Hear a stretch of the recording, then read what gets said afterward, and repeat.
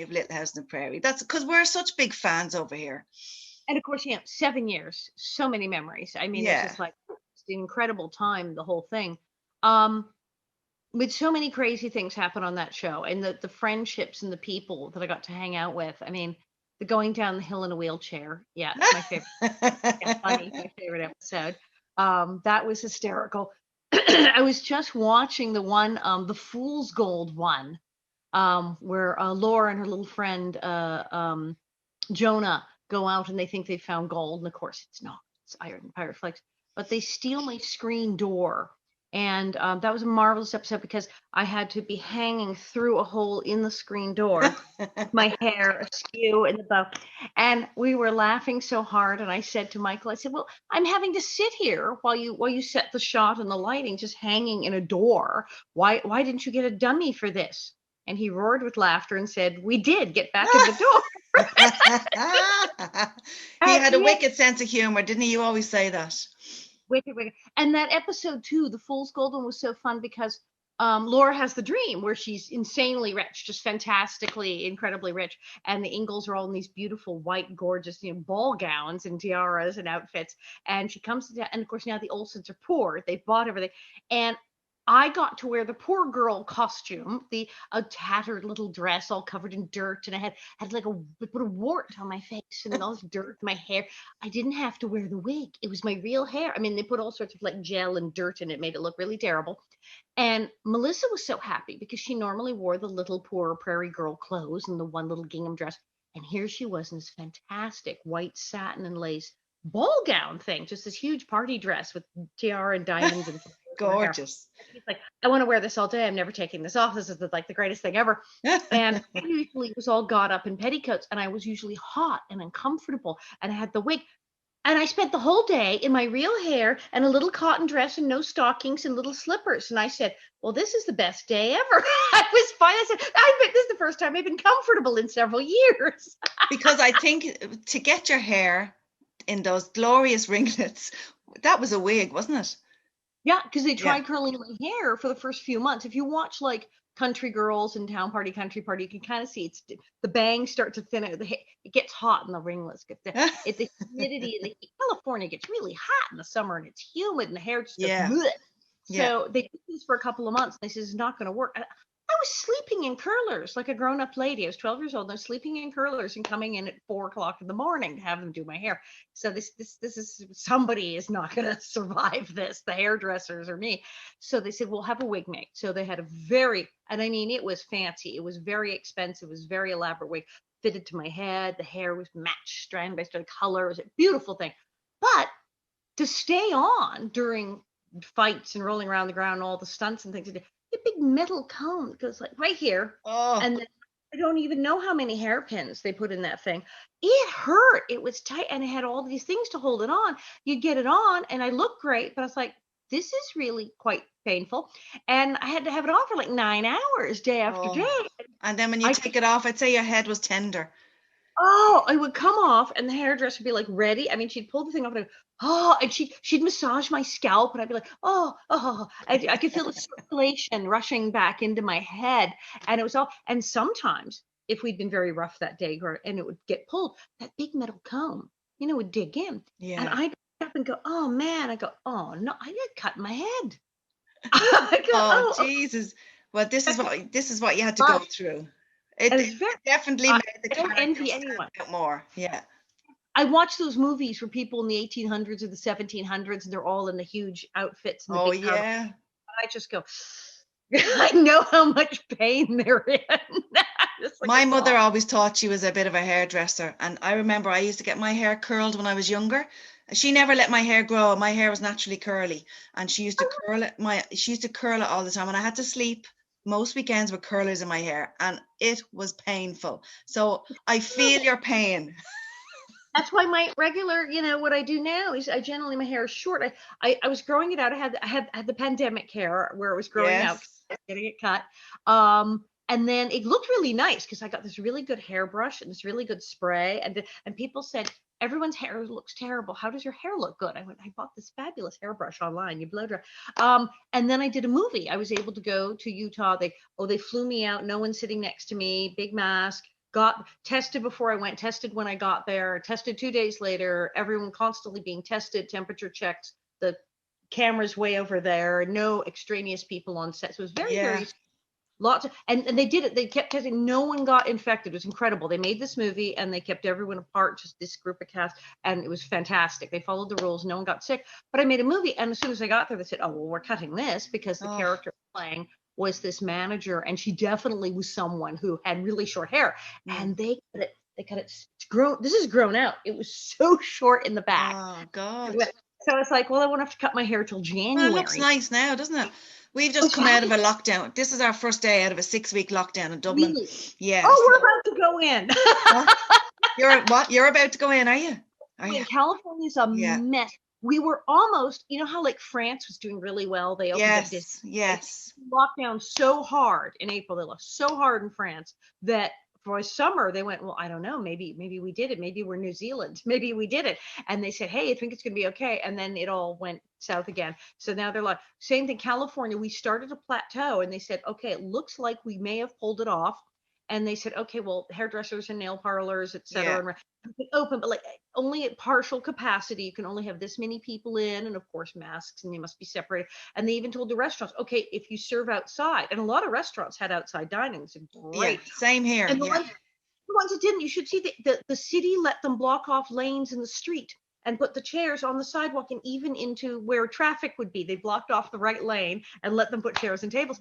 So they said, great, we'll do outdoor. And it was kind of picking up, and things had traffic in the street. And I thought, wow. So I got my nails done, and it was great. They had it outdoors. They had it set out like a field hospital. They were doing nails out in the parking lot. Wow. And so people were doing things outdoors, or saying, well, we can only let people in, and the stores, the circles on the ground to stand here.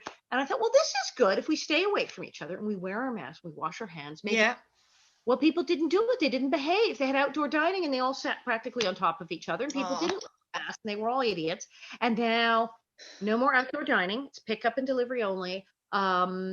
Places that were allowed to do 60% capacity are cut down now to 20% capacity. Wow. And they closed several places and cut other places down. Luckily, my husband is still considered essential, so he's going to work. Yeah. And how long will they do that for? We had 6 weeks. Will it be 6 weeks for you guys? 4. They're saying 4. And when you come to, they said, unless you have somewhere very important to be from 10 o'clock on at night, they don't want you running around.